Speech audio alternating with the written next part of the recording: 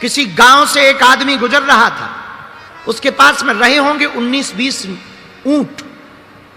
ऊंट लेकर के जा रहा था, पुराना जमाना, राजस्थान की बात है। ऊंटों को लेकर के चला जा रहा था। रात हो गई तो उसे ठहरना पड़ा। जैसे ही रस्सियां निकाली थैला से, झोला से, तो 18 ऊंटों को तो बांध दिया, पर एक ऊंट रह गया। क्योंकि या तो उसे लगा कि हम रस्सी ला नहीं पाए, या रस्सी कहीं गिर गई। अब वो बड़ी टेंशन में पड़ गया कि इस ऊंट को बांधा कैसे जाए। वेद प्रकाश ध्यान से सुनना। वो आदमी, सामने एक झोपड़ी में आदमी रहता था, पड़ोसी, सराय में रहने वाला एक झोपड़ी वाला आदमी था। उसे लगा कि इस आदमी के पास जाएं, बूढ़े आदमी के पास, शायद ये कोई रस्सी दे दे, ऊंट को बांध दिया जाए, वरना बड़ी दिक्कत होगी। रात भर ये भी खड़ा रहेगा, हमको भी रखवाली करनी पड़ेगी, और सो नहीं पाएंगे तो दिन में चलने में दिक्कत होगी। तो वो पड़ोसी के पास गया, जहां रुका था, उस झोपड़ी में गया, तो प्रार्थना की कि क्षमा करो, मैं एक यात्री हूं और मैं 19 ऊंटों का जत्था लेकर के जा रहा हूं, और मेरे पास 18 ऊंटों की रस्सी तो है, लेकिन एक रस्सी गिर गई। तो अगर आप बुरा ना मानो तो सुबह तक के लिए मुझे रस्सी दे दो, कल मैं जाऊंगा तो रास्ते में कहीं से खरीद लूंगा। तो उस बूढ़े आदमी ने कहा कि मेरे पास तो ऐसी कोई रस्सी नहीं, मैं तो बहुत फक्कड़ आदमी हूं, और रस्सी क्या, मेरे पास तो एक कपड़ा ही है, वो मैंने पहन रखा है, वरना मैं कपड़ा दे देता, पर अगर मैं कपड़ा दूंगा तो मैं नंगा हो जाऊंगा। एक ही धोती है मेरे पास, और रस्सी तो दूसरी है नहीं। तो इस आदमी ने कहा कि अब तो बड़ी दिक्कत हुई, लगता है मुझे रात जागना पड़ेगा, लगता है मेरी रात आज व्यर्थ जाएगी। तो उस बूढ़े आदमी ने बुला के कहा, इधर आओ, सुनो, तुझे पता है कि रस्सी नहीं है, ऊंट को थोड़ी पता है। तो बोले मैं करूं क्या? बोले कुछ करने जैसा है, तू एक काम कर, जैसे रस्सी बांधता है वैसे ही नाटक कर, झूठ मूठ का एक खूंटा गाड़, उसके गले में हाथ लगा ताकि उसे लगे कि रस्सी बांध रहे, और झूठ मूठ के खूंटे के पास जाकर झूठ मूठ की रस्सी बांधने का नाटक कर। ये तुझे पता है, ऊंट को थोड़ी पता है। उसने कहा ऐसे में हो सकता? बोले तू करके तो देख, ट्राई अगेन। वो आदमी आया वापस, उसने वही काम किया, झूठ मूठ का खूंटा गाड़ा, झूठ मूठ की गले में हाथ लगाया, रस्सी जैसे बांधने का नाटक किया, और उसने जैसे ही रस्सी से खूंटा में बांधा और दबकार करके ऊंट को कहा कि बैठ जा, ऊंट बैठ गया। इसको लगा कि बहुत अच्छा उपाय, बड़ा प्यारा उपाय है, और पूरी रात आराम से गुजर गई। सुबह हुआ तो बाकी 18 ऊंटों को उसने रस्सी खोली, रस्सी थैले में फिर से भरी। अब 19वें ऊंट को वो 1 घंटे तक उठाता रहा, वो उठे ही ना। अब ये आदमी बड़ा परेशान, ना वो चले ना वो उठे। तो इस आदमी को लगा कि हो सकता है जो बूढ़ा दादा रहता है झोपड़ी में, वो कोई तंत्र मंत्र जानता है, और उसने रात को कोई ऐसा तंत्र मंत्र बता कर दिया है कि अब ऊंट उठ नहीं रहा। तो वो भागा भागा गया कि क्षमा करो, मैं रात को भी आया था, मैं सुबह फिर आ गया। तो बूढ़े दादा ने कहा कि क्यों आए हो? बोले बड़ी बात तो कुछ है नहीं, आपने रात को जिस ऊंट को झूठ मूठ की रस्सी बांधने को कहा था मैंने किया, और आपकी कृपा से काम तो सफल रहा, लेकिन अब एक नया लफड़ा फंस गया। बोले क्या? मैं सुबह से 2 घंटा हो गया ऊंट को उठाने की कोशिश कर रहा हूं, वो उठ नहीं रहा। तो बूढ़े दादा ने कहा कि अरे मूर्ख, अरे पहलवान, तूने जैसे रस्सी बांधी थी वैसे खोल तो उस आदमी ने कहा कि जब बांधी नहीं थी तो खोलूं क्या? बोले यही तो मैं कहना चाहता हूं, जो बांधी थी वही खोल दे। और आदमी वापस आया, उसने ऊंट की रस्सी खोली, और ताज्जुब ये रहा कि ऊंट उठ भी गया और चला भी। अब बताओ, रस्सी थी भी नहीं और रही रात भर, रस्सी खोली भी नहीं और ऊंट खुल गया। यही वेद प्रकाश तुम्हारा और हमारा हाल है, और पंचकुला के पागलों, यही तुम लोगों का हाल है। हमने झूठ मूठ के रिश्तों को अपना रिश्ता बना लिया है, तो हम लोग फंसे हुए हैं। ये रिश्तों की डोर को तोड़ दी जाए। इस दुनिया में कोई भी बंधन है नहीं है, न किसी से कोई बंधन है, हमने मान लिया तो बंधन है। तो तुमने पूछा कि बंधन से मुक्त कैसे हूं? एक ही उपाय है, अगर तुम कहीं बंध गए हो तो तुम मुक्त होना भी प्रारंभ करो कि इस दुनिया में कोई अपना नहीं है। इसलिए अक्सर हम एक गीत की लाइनें बहुत बोलते हैं, नाता एक राम जी से, नाता एक राम जी से, दूजा नाता तोड़ दे, आशा एक राम जी से पर दूजी आशा छोड़ दे। नाता एक। अगर आपको अपना संबंध बनाना ही है, नाता जोड़ना ही है, तो वेद प्रकाश राम जी से नाता जोड़ो। राम जी से नाता जोड़ोगे सब अपने हो जाएंगे। तुम संसार से नाता जोड़ोगे, फुटकर फुटकर फुटकर बनाते ही रहोगे अपने, और एक दिन सब ताश की गड्डी की तरह बिखर जाएंगे। लेकिन अगर तुम राम जी से नाता जोड़ लोगे तो तुम्हें दुनिया को अपना बनाने की जरूरत नहीं है, पूरी दुनिया तुम्हारी हो जाएगी। और आपने पूछा कि बंधन की मुक्ति का उपाय क्या? बंधन की मुक्ति का यही उपाय है। फिर भी हम एक सूत्र दे देते हैं।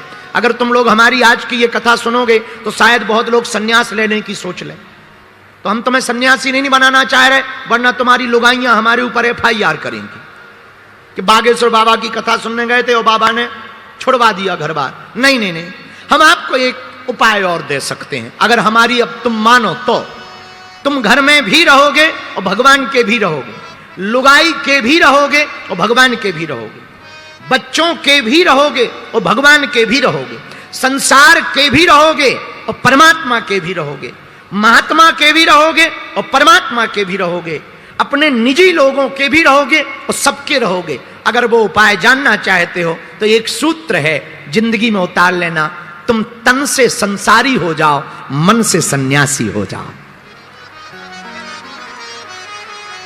बहुत सटीक सूत्र है। तुम तन से तो संसारी रहो पर मन से सन्यासी हो जाओ। तुम्हारा मन ऐसा रहे जैसे कोई सन्यासी चला आ रहा हो, माथे पर तिलक हो या ना हो पर वाणी में उसकी याद जरूर होनी चाहिए। गले में माला हो या ना हो, कोशिश पर होनी चाहिए, पर ना भी हो चल जाएगा, पर याद रहे हिंदुत्व फीका नहीं पड़ना चाहिए। मेरे पागलो, तुम अगर तन से संसारी मन से सन्यासी रहोगे, जीवन तुम्हारा सुधरा रहेगा। एक बात और जो कहने जैसी है, आपने पूछा है कि बंधन से मुक्त कैसे हो। देह को मैं मत मानो, तै में तोर तोर में माया। एक पेड़ पर की डाली पर दो तोता बैठे, एक तोता ने पेड़ को अपना मान लिया। क्यों? क्योंकि उसको लगता है कि ये आम देता है तो यही हमारा है, उसको अपना मान लिया। एक दूसरा तोता रहता, वो कहता है कि ये है तो पेड़, आम तो खिलाने को दे रहा है, पर ये अपना नहीं है, क्योंकि इस पे तो हजारों पक्षी आएंगे और जाएंगे। ऐसे ही संसार है, अगर तुम संसार को अपना मान लोगे तो तुम अहमता में भर जाओगे, झूठी दुनिया के चक्कर में फंस जाओगे। संसार को तुम सराय समझो, बस स्टैंड, यात्री आते हैं जाते हैं, यही शरीर का हाल है, आएंगे और जाएंगे, यही इस दुनिया का हाल है। जो आया है वो जाएगा, आया है सो जाएगा। राजा रंक फकीर, कोई सिंहासन चढ़ा कोई बंधा जंजीर, धर्मी सिंहासन चढ़े और पापी डंडे खात, दया धर्म करते रहो मानो मेरी बात। एक गांव में इतने पागल लोग रहते थे, उनके गांव में दिया नहीं जलता था, लाइट नहीं थी, पुराना जमाना, 80-90 साल पुरानी बात। तो गांव भर क्या करता था, पूरी रात जागता था और हाथ में तसला लेता था जैसे ही शाम होता था। और लोग पूछते थे एक दूसरे से, क्या कर रहे? बोले चलो अंधेरे को ढोएं, मकान में जाएं, तसले में ऐसे ऐसे भरें और बाहर फेंकें, फिर भरें, फिर पूरी रात यही करते थे। और सुबह आते ही जैसे ही सूर्योदय होता था, अरे भैया भग गया भग गया भग गया, फेंक दिया फेंक दिया फेंक दिया। ठटरी के बरे क्या हलवा फेंका? अरे वो तो सूर्योदय आते ही अपने आप अंधेरा भाग जाता है, लेकिन उनको लगता था कि हम भगा रहे तो अंधेरा भागा। पूरी रात यही हुआ। इतने में एक लड़की की शादी हुई, लड़की थी पंचकुला की, नाम था मुन्नी बाई। मुन्नी बाई की शादी हुई उस गांव में। अब रात भर फिर से घर वाले जागने लगे, तो उस बहू ने पूछा, ये रात को लोग शोर क्यों मचा रहे हैं? तो पति ने कहा, सब लोग अंधेरा ढोने के लिए जा रहे हैं, अंधेरे को भगाने के लिए जा रहे हैं। लड़की बोली, बड़े पागल हो, चूंकि पंचकुला की लड़की होशियार तो होती ही है। बड़े पागल हो, कहीं अंधेरा ढोया जाता है? पति बोला चुप रहे, हमारे दादा परदादा करते रहे, तू आके मुंह चला रही। वो कुछ ना बोली, बेचारी समझदार तो थी। दूसरे दिन उसने कुछ नहीं किया, 4 बत्ती बनाई, थोड़ा सा घी डाला, और जैसे ही अंधेरा हुआ सो दिया को जला दिया, और जैसे ही जलाया हा पूरा घर खुश हो गया। वाह भैया वाह, गजब की बहू आई है, हम लोगों को अंधेरा नहीं ढोना पड़ रहा, अंधेरा भाग गया। दूसरे दिन गांव वालों ने पूछा, भैया आज तुमने अंधेरा नहीं ढोया, आवाजें नहीं आई? बोले हम तो भैया सोते रहे, बहू ऐसी आई कि वो ऐसा चमत्कार करती है कि अंधेरा चला जाता है। लोगों ने बहू से पूछा मंत्र बताओ। अरे बोले मंत्र मंत्र कुछ नहीं है, दिया जलाओ अंधेरा भाग जाएगा। ऐसे ही तुम अपने अंदर में अज्ञान का जो अंधेरा रख रखे हो उसको लेकर टेंशन मत लो, हनुमान जी के ज्ञान के प्रकाश का दीपक जलाओ, अंधेरा अपने आप भाग जाएगा। बोलो सीताराम। अब संकट आ गए तो क्या करें? आहा, संकट ते हनुमान छुड़ावे, क्यों? मन क्रम वचन ध्यान जो हनुमान जी का भजन करेगा, हनुमान जी की भक्ति करेगा, उसके संकट कट जाएंगे। बोलो सीताराम।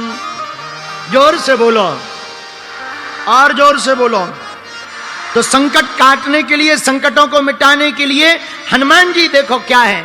हमें एक भजन याद आ गया। तुम्हें जल्दी तो नहीं है, हमें भी नहीं है, हम तो फ्री हैं। किसी ने कहा मरना क्यों चाहते? अरे जिन नेत्रों से रघुनाथ जी को ना देख पाए वो शरीर तो छोड़ देना चाहिए, जीने से क्या फायदा। और कितनी अद्भुत बात है, जिस व्यक्ति के जीवन में भक्ति ना हो उसका जीवन किसी काम का है क्या?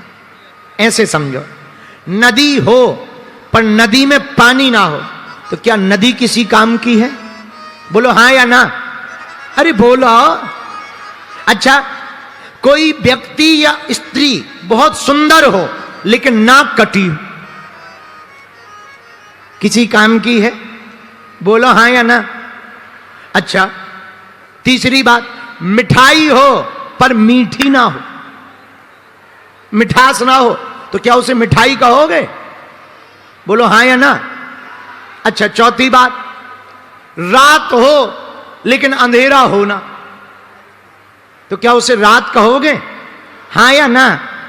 नहीं। विद्यालय हो पर विद्या ना पढ़ाई जाती हो तो क्या विद्यालय कहोगे? भोजनालय हो पर भोजन ना बनता हो तो क्या उसे भोजनालय कहोगे? मंदिर हो पर मूर्ति ना हो तो क्या प्रणाम करोगे? नहीं। उसी प्रकार इंसान हो लेकिन इंसानियत ना हो तो क्या इंसान कहोगे? नहीं। उसी प्रकार इंसानियत हो पर भगवान की भक्ति ना हो तो क्या उसे इंसान कहोगे? नहीं। जैसे पानी के बिना नदी का महत्व नहीं, शंख के बिना आरती का महत्व नहीं, पुरुष के बिना स्त्री का और स्त्री के बिना पुरुष का महत्व नहीं, पुत्र के बिना मकान का महत्व नहीं, गुरु के बिना शिष्य का महत्व नहीं, भगवान के बिना भक्त का कोई महत्व नहीं, उसी प्रकार भक्ति के बिना जीवन का कोई महत्व नहीं है? भक्ति नहीं तो जीवन किस काम का? भक्ति जीवन में नहीं आवे प्रिय श्रोताओ तो जीवन मिलना ना मिलना। अच्छा, तुम क्या इसीलिए पैदा हुए हो कि जन्म लिया, बड़े भय, पढ़े बड़े और पढ़े, पढ़ने गए, बीए की, नौकरी की, लुगाई मिली, बच्चे भय और मर गए? क्या इसलिए तुम्हारा जन्म हुआ? ना ना ना, केवल इसलिए जन्म नहीं हुआ। बोले फिर किस लिए जन्म हुआ? संत कहते हैं मेरे पागलो, भगवान ने जन्म तो भगवान को पाने के लिए जन्म दिया है। जीते जी भगवान को जान जाओ, जीते जी भगवान को पा जाओ। अब तुम लोगों ने वृथा जीवन बहुत खो दिया भैया, बहुत समय गवा दिया। रात गवाई सोए कर, दिवस गवाया खाए, हीरा जन्म अनमोल था कौड़ी बदले जाए।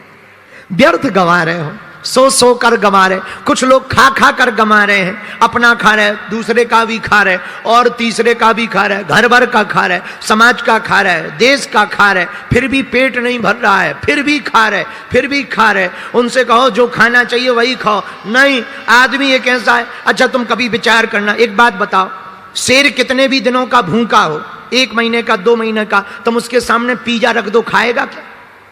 बोलो हाँ या ना? अच्छा, गाय कितने भी दिन की भूखी हो, मांस रख दो, क्या खाएगी? बोलो बोलो। नहीं। शेर पिज़्ज़ा नहीं खाता, गाय गंदा भोजन नहीं खा सकती, और आदमी कुछ भी धर दो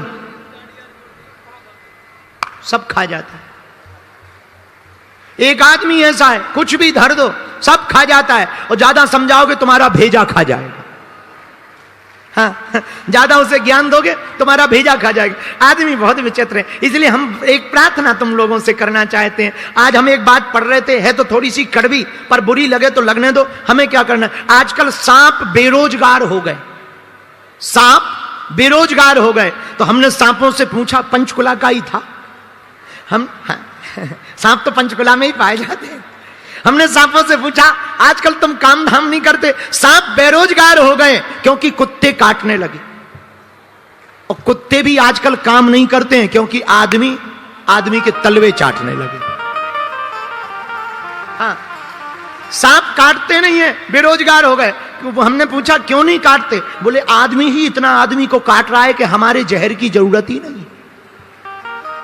सांप कह रहा है कि हमारे जहर की जरूरत नहीं, आदमी ही आदमी को काट रहा है। मेरी प्रार्थना है हाथ जोड़कर, तुम अपने बच्चे को बीए पढ़ाओ, एमए पढ़ाओ, पीएचडी पढ़ाओ, डीएड करवाओ, बीएड करवाओ, शिक्षा में भेजो, कलेक्टर बनवाओ, आईपीएस बनाओ, पर एक प्रार्थना है, उनको सबसे पहले इंसान बनाओ, कट्टर हिंदू बनाओ। भैया, तुम्हारी बेटी या बेटा पढ़ लिख कर बड़ा हो गया, लेकिन अगर वो इंसान नहीं बन पाया तो उसकी पढ़ाई लिखाई नौकरी किसी काम की नहीं है। तुम्हारी बेटी या बेटा तुम्हें छोड़कर चले जाएं, उसे संस्कार ना दे पाए कि तुम्हारे साथ रहें, उसकी पढ़ाई और तुम्हारी मेहनत किसी काम की नहीं है। तुम अपने बच्चों को खूब पढ़ाओ, पर उनको संस्कार देना मत भूलो, ताकि बच्चे बड़े होकर के हिंदू नहीं कट्टर हिंदू हो जाएं। और तुम्हारी बेटी या बेटा, कई देश के घर बर्बाद हो रहे हैं, बुरा मत मानना, इस देश के हजारों घर बर्बाद हो रहे हैं। बेटियां दूसरे मजहब वालों पर भरोसा कर रही हैं, दूसरे मजहब वालों को स्वीकार कर रही हैं। भैया, हम प्रार्थना करते हैं, अपनी अस्मिता को बचाए रखो, अपने देश को बचाना है। देश का नाम हिंदुस्तान है, हिंदुस्तान को बचाना है तो हिंदुओं को बचाना जरूरी है।